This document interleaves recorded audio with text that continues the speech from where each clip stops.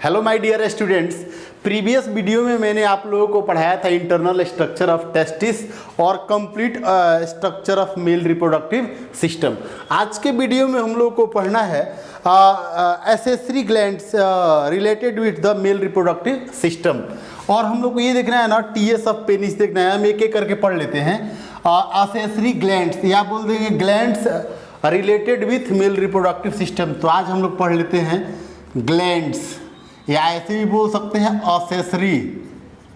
Accessory glands related with mail reproductive system. Mail reproductive system.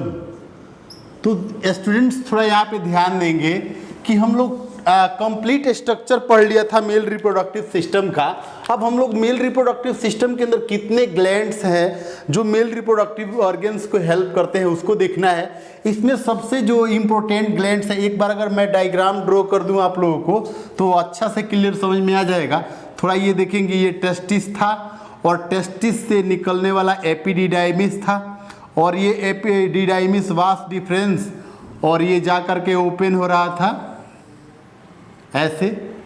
और यहाँ पे swollen structure था और स्वेलन स्ट्रक्चर में ओपन था क्या, सेमिनल वेसाइकल। ये एक रफ डायग्राम में दिखा दे रहा हूँ आप लोगों को। और ये हो गया यूरिनरी ब्लैडर, ये आकर के वास डिफरेंस ओपन हो गया यूरिनरी ब्लैडर में, ये यूरिनरी ब्लैडर है। और ये आकर के कॉमन ओपनिंग में ओपन हो जाता है जिसको यूरिथ्रा बोलते हैं। इतने डायग्राम से आपको बहुत सारा चीज़ क्लियर हो जाने वाला है। यहाँ पे जो ग्लैंड्स है, ये ग्लैंड सेमिनल वेसाइकल है, सेमिनल वेसाइकल। अब ये देखेंगे, ये ही यूरिनरी ब्लैडर, यूरिनरी ब्लैडर। थोड़ा देखेंगे यहाँ पे जो ग्लैंड्स होता है, यहाँ पे ग्लैंड्स होता है, इसी ग्लैंड्स को हम लोग बोलते हैं क्या, प्रोस्टेट ग्लैंड। क्या बोलते हैं इसको, प्रोस्टेट ग्लैंड। और ये देखिएगा यहाँ से पेनिस का मसल्स जो होता है, ये पेनिस का मसल्स, तो यहाँ बेस पे जो ग्लैंड्स होता है इस ग्लैंड्स को बोलते हैं हम लोग काउपर्स ग्लैंड। और हम लोग को देखिएगा यही 3 ग्लैंड्स है जिसका हम लोग को स्टडी करना है। नंबर 1 हो गया सेमिनल वेसाइकल, सेकेंड हो गया प्रोस्टेट ग्लैंड और थर्ड क्या हो गया, काउपर्स ग्लैंड। इसी का डिस्कशन करना है हम लोगों को। तो मैं फर्स्ट लेता हूं यहाँ पे सेमिनल वेसाइकल। फर्स्ट जो ग्लैंड है उसका नेम है सेमिनल वेसाइकल, सेमिनल वेसाइकल। तो यहाँ पे देखेंगे सेमिनल वेसाइकल, VESICLE। ये देखिए सेमिनल वेसाइकल, ये क्या करता है, ये सबसे पहले सिक्रीट करता है एक hormone.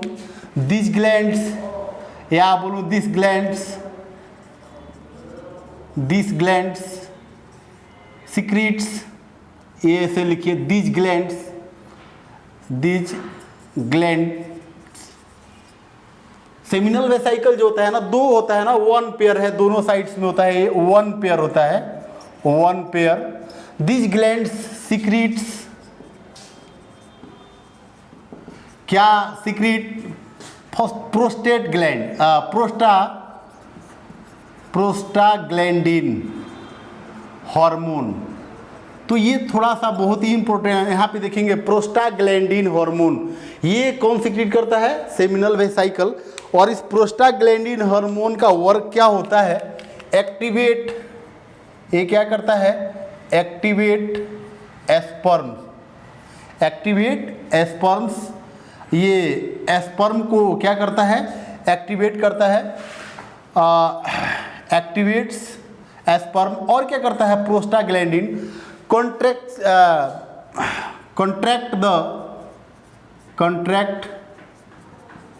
the female reproductive organ during movement of sperm towards the fallopian tube during fertilisation ऐसे बोल सकते हैं। तो ये हो गया सेमिनल वेसाइकल।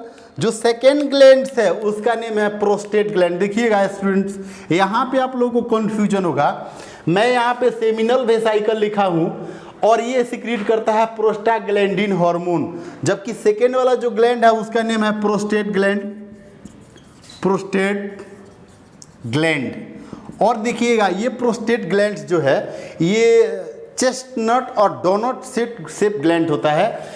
सेमिनल वेसाइकल का बात करें तो ये जस्ट मस्कुलर और सैकुलर ग्लैंड होता है। थोड़ा एक पॉइंट और नोट कर लीजिएगा, मस्कुलर और सैकुलर ग्लैंड होता है, जबकि प्रोस्टेट ग्लैंड जो होता है ना ये चेस्टनट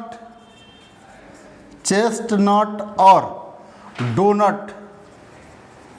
डोनट शेप ग्लैंड। एक कैसा है, डोनट शेप ग्लैंड है। और क्या करता है ये सीक्रेट, क्या करता है सीक्रेट्स फर्स्ट बाइकार्बोनेट आयन। क्या सीक्रेट करता है, बाइकार्बोनेट आयन। और क्या सीक्रेट करता है, लिपिड्स को सीक्रेट करता है। थर्ड क्या सीक्रेट करता है, साइट्रिक एसिड को। किसको सीक्रेट करता है, साइट्रिक एसिड को। जो प्रोस्टेट ग्लैंड्स है इसका जो सिक्रीशन होता है ना, इसका जो पीएच वैल्यू होता है, ये पीएच जो होता है ना 7.4, और यही पीएच सीमेन का भी पीएच होता है।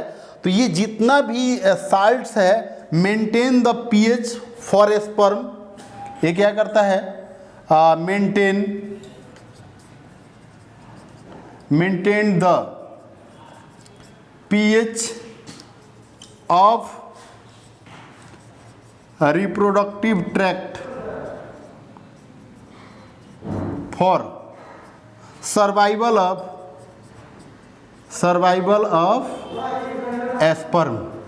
तो ये जो केमिकल्स है, जितना बाइकार्बोनेट आयन हो गया, लिपिड्स हो गया, साइट्रिक एसिड हो गया, ये सब एस्पर्म के सर्वाइवल पावर को क्या करता है, मेंटेन करता है। तो ये हो गया प्रोस्टेट ग्लैंड्स। लास्ट में हम लोग देखते हैं जो थर्ड वाला ग्लैंड है काउपर्स ग्लैंड। यहाँ पे मैं मेंशन कर दे रहा हूँ, थर्ड क्या है, काउपर्स ग्लैंड। और ये देखिएगा काउपर्स जो नेम है ये साइंटिस्ट के नेम से लिया गया है। ये काउपर्स ग्लैंड सीक्रेट करता है mucus. Cowper gland secretes mucus. और म्यूकस का क्या करता है, वर्क है provide lubrication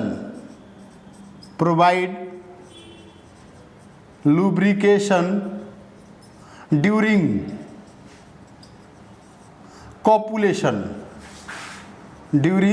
copulation.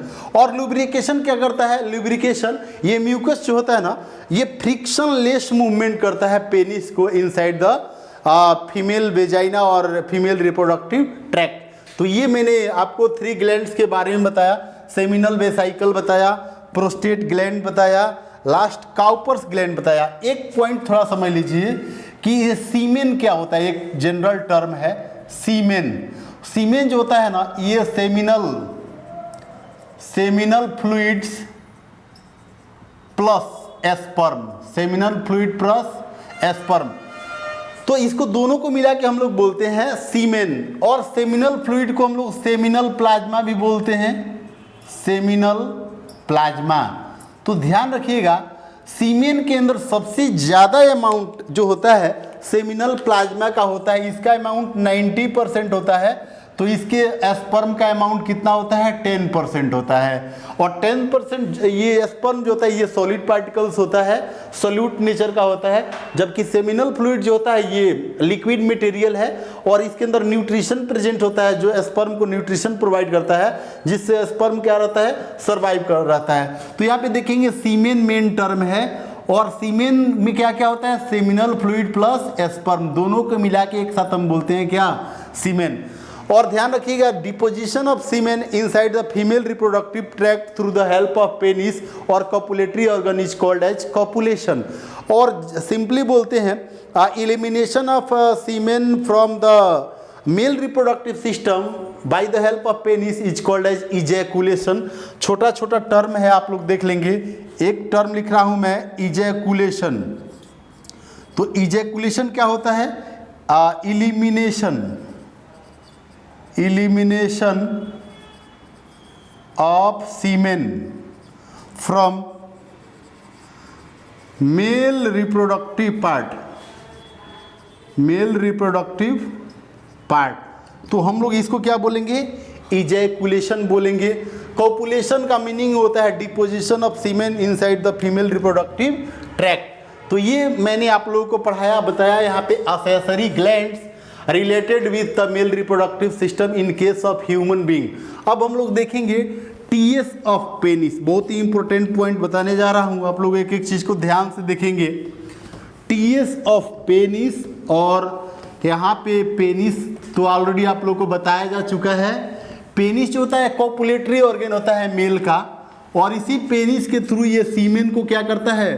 Female vagina के अंदर डिपॉजिट करता है, और फीमेल रिप्रोडक्टिव सिस्टम के अंदर क्या करता है? डिपॉजिट करता है सीमेन को। तो अब नेक्स्ट जो हेडिंग होगा हमारा टीएस ऑफ पेनिस। एक स्ट्रक्चर पढ़ेंगे हम लोग यहाँ पे, टीएस ऑफ पेनिस। टीएस मतलब क्या होता है? Transverse section. तो ट्रांसवर्स सेक्शन क्या होता है? किसी भी बॉडी ऑर्गन को अर्थ के पैरेलल अगर हम कट कर दें तो उसको हम लोग टीएस बोलते हैं। अगर परपेंडिकुलर हम लोग कटिंग कर दें तो उसको हम लोग एलएस बोलते हैं।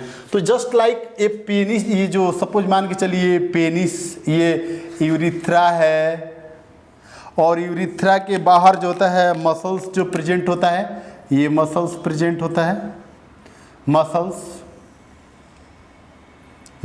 और यहाँ के आके ओपनिंग होता है जिसको यूरिनोजेनाइटल डक्ट या यूरिनोजेनाइटल ओपनिंग बोलते हैं। ये पेनिस का मैंने एक स्ट्रक्चर ले लिया है पेनिस का। तो इसका हम लोग टीएस देखेंगे, एकदम बिल्कुल हॉरिजेंटल कट करेंगे। तो टीएस काटने से स्ट्रक्चर कैसे दिखेगा पेनिस का, ये देखिएगा। तो सपोज मान के चलिए कि पेनिस जो है ये सिलेंड्रिकल स्ट्रक्चर होता है, एलोंगेटेड स्ट्रक्चर होता है। तो पीछे वाला इसका जो होता है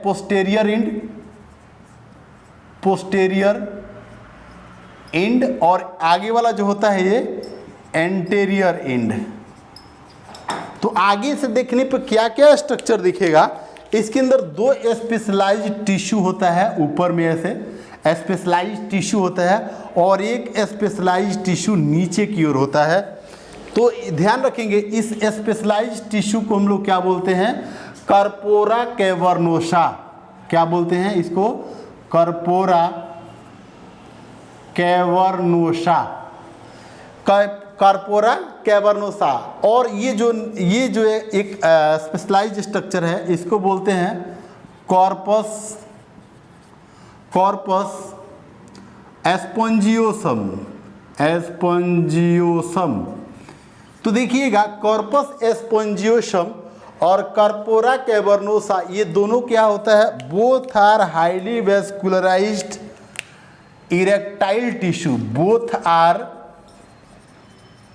हाईली वेस्कुलराइज्ड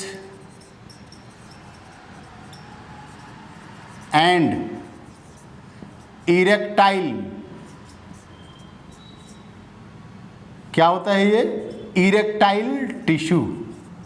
इरेक्टाइल का मीनिंग ये है ना कि थोड़ा भी स्टिमुलस पाएगा, स्टिमुलस रिसीव करेगा ना तो बहुत जल्दी इरेक्टाइल मतलब सेंसिटिव होता है ये, और पेनिस को इरेक्ट करने में हेल्प करता है ड्यूरिंग कॉपुलेशन।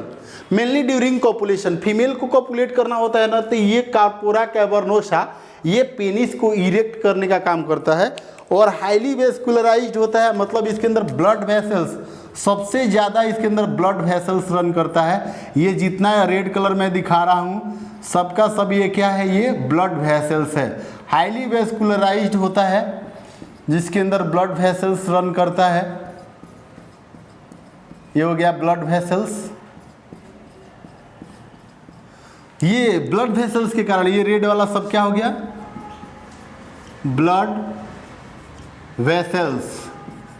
तो देखेंगे ब्लड वेसल्स, और ये नीचे वाला है कार्पोरा एस्पोंजियोसा। इसके अंदर एक ऐसे ऑब्लिक ओपनिंग होता है। इस ऑब्लिक ओपनिंग को हम लोग क्या बोलते हैं? इसको बोलते हैं यूरिनोजेनाइटल डक्ट। क्या बोलेंगे इसको? Urinogenital duct. और ये भी हाईली वेस्कुलराइज्ड होता है, मतलब इसके अंदर भी क्या होते हैं? ब्लड वेसल्स होते हैं। तो ये स्ट्रक्चर हो गया टीएस ऑफ पेनिस, और इसके चारों तरफ तो ये इंटरस्टिशियल फ्लूइड, इसका साइटोप्लाज्म इसके चारों तरफ प्रेजेंट होता है। तो ये स्ट्रक्चर हमने दिखाया आप लोगों को टीएस ऑफ पेनिस। तो देखिए स्टूडेंट्स, जो मेल रिप्रोडक्टिव सिस्टम है वो पूरा का पूरा टॉपिक यहाँ पे क्या हो गया? कंप्लीट हो गया। इसके बाद जो हम लोगों को पढ़ना है ना, स्टडी करना है, वो है फीमेल रिप्रोडक्टिव सिस्टम। तो फीमेल रिप्रोडक्टिव सिस्टम को हम लोग को स्टार्ट करना है। ये रहा मेल, मैंने अब तक जो पढ़ाया ये मेल रिप्रोडक्टिव सिस्टम है। तो स्टूडेंट्स, जो मैंने वीडियो अभी तक आपको सेंड किया है और आज का जो वीडियो है इसको अच्छा से पॉज करके आप लोग नोटबुक में नोट कर लेंगे, और कोई भी डाउट होने से आप व्हाट्सअप करेंगे। आपको कोई भी प्रॉब्लम होता है तो आप तुरंत कंसल्ट करेंगे, आपको हर एक चीज़ का सलूशन बताया जाएगा। तो आज का जो मेरा वीडियो था पूरा मेल रिप्रोडक्टिव सिस्टम से रिलेटेड कॉन्सेप्ट यहाँ पे कंप्लीट हो गया। नेक्स्ट वीडियो में मैं मिलूँगा तो आप लोगों को पढ़ाऊँगा फीमेल रिप्रोडक्टिव सिस्टम। आज के लिए इतना ही। Thank you.